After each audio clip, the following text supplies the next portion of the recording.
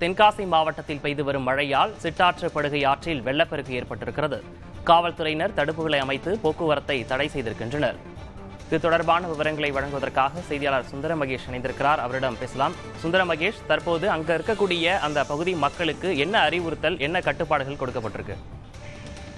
தென்காசி மாவட்டத்தை பொறுத்தவரையில் தென்காசி மாவட்டம் மேற்கு தொடர்ச்சி மலைப்பகுதிகளில் தொடர்ந்து பல மணி நேரங்களாக விடாமல் மழை பெய்து வருகிறது. இதன் காரணமாக நேற்று காலை 8:30 மணியிலிருந்து இன்று காலை 8:30 மணி வரையிலான மழை அளவு என்பது குண்டாறு அணை பகுதியில் அதிகமாக பதிவாகியுள்ளது. குண்டாறு அணை பகுதியை பொறுத்தவரைக்கும் 51 சென்டிமீட்டர் மழை என்பது பதிவாகியுள்ளது. அதே போல் செங்கோட்டை நகர பகுதிகளில் 30 சென்டிமீட்டர் மழை அளவு பதிவாகியுள்ளது. கருப்பாநதி அணையிலும் நீர் வரத்து அதிகரித்துள்ளது. கருப்பாநதி அணை பகுதியில் 13 சென்டிமீட்டர் மழை பதிவாகியுள்ளது. இது போக கடையநல்லூர் கருப்பாநதி அணையில் வெள்ளப்பெருக்கு ஏற்பட்டுள்ளது. அந்த பாப்பான் வாயில் தண்ணீர் திறந்து விடப்பட்டுள்ளதனால் வெள்ளப்பெருக்கு ஏற்பட்டுள்ளது. இந்த வெள்ளப்பெருக்கு காரணமாக அந்த பகுதிகளில் சுமார் 600 மின் இணைப்புகளுக்கு மேல் மின் இணைப்பு துண்டிக்கப்பட்டுள்ளது. அதாவது பாதுகாப்பு காரணங்களுக்காக மின்சார வாரியம் அந்த பகுதியில் மின் இணைப்பு துண்டித்துள்ளது. அதே போல் பார்க்கும்போது குற்றாலத்தில் உள்ள குற்றாலம் பிரதான அருவி, 5 அருவி, பழைய குற்றால அருவி ஆகிய அனைத்து அருவிகளிலுமே வெள்ளப்பெருக்கு என்பது காற்றாற்று வெள்ளமாக இருப்பதன் காரணமாக அந்த வரக்கூடிய அனைத்து தண்ணீரும், அதாவது 2வது நாளாக இன்றும் தடை விதிக்கப்பட்டுள்ளது. வரக்கூடிய அனைத்து தண்ணீரும் சிற்றாறு என்ற ஆற்றில் கலந்து வருவதன் காரணமாக தென்காசியில் உள்ள சிற்றாறு பகுதிகளில் குளிப்பதற்கு அங்கு அந்த பகுதிகளில் இறங்க வேண்டாம், ஆற்று பகுதியில் இறங்க வேண்டாம் என்று போலீசார் தொடர்ந்து அந்த பகுதியில் பேரிகார்டுகளை அமைத்து பகுதிக்கு செல்ல தடை விதித்து அந்த பகுதியில் அறிவுறுத்தி வருகிறார்கள். சுந்தரமேஷ், அந்த பகுதியை பொறுத்த வரைக்கும் முன்னெச்சரிக்கை நடவடிக்கையா மின் விநியோகம் நிறுத்தப்பட்டிருப்பதாகவும் குறிப்பிட்டிருந்தீங்க. பொதுமக்களுக்கான அந்த அறிவுறுத்தல் என்பது மாவட்ட நிர்வாகம் சார்பாக கொடுக்கப்பட்டு வருவதான் சொல்லியிருந்தீங்க. இப்ப அந்த பகுதியில் எத்தனை இடங்கள்ல நிவாரண முகாம் என்பது அமைக்கப்பட்டிருக்கு? அங்கு பொதுமக்களுக்கு தேவையான அத்தியாவசிய பொருள் எல்லாம் கிடைக்கிறதற்கு வழிவகை செய்யப்பட்டிருக்கா? தென்காசி மாவட்டத்தை பொறுத்தவரை தென்காசியில் மலையான் தெரு பகுதியில் சமுதாய நலக்கூட பகுதியில் ஒரு நிவாரண முகாம் அமைக்கப்பட்டுள்ளது. இந்த நிவாரண முகாம் பொறுத்தவரை அங்குள்ள மக்களுக்கு காலையிலிருந்து உணவுகள் மற்றும் உள்ளிட்ட அனைத்தையும் வருவாய்த்துறையினர் மற்றும் நமது காவல்துறையினர் ஏற்பாடு செய்து கொடுத்து வருகிறார்கள்.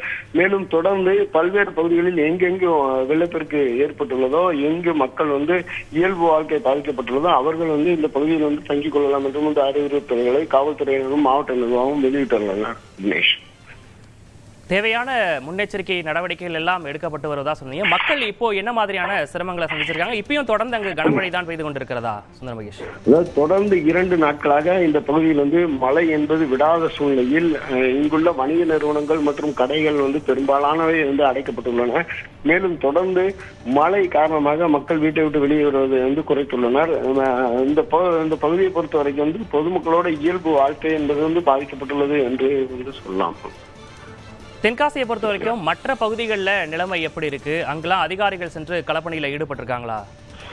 ஏற்கனவே நேற்று வருவாய்த்துறை அமைச்சர் KKSSR அந்த பகுதிகளில் அதிகாரிகளை முடுக்கி வைக்கிட்ட பேரில் மாவட்ட காவல் கண்காணிப்பாளர், மாவட்ட ஆட்சியர் உள்ளிட்ட வருவாய்த்துறையினர் மற்றும் காவல்துறையினர் நேற்று காலை முதலே தொடர் பணியில் ஈடுபட்டு வருகிறார்கள். தற்போதும் எந்த உயிர் சேதமும் ஏற்படக்கூடாது என்பதை கருத்தில் கொண்டு தென்காசி மாவட்ட நிர்வாகமும் மாவட்ட காவல்துறையும் பல்வேறு நடவடிக்கைகளை தொடர்ந்து எடுத்து வருகிறார்கள்.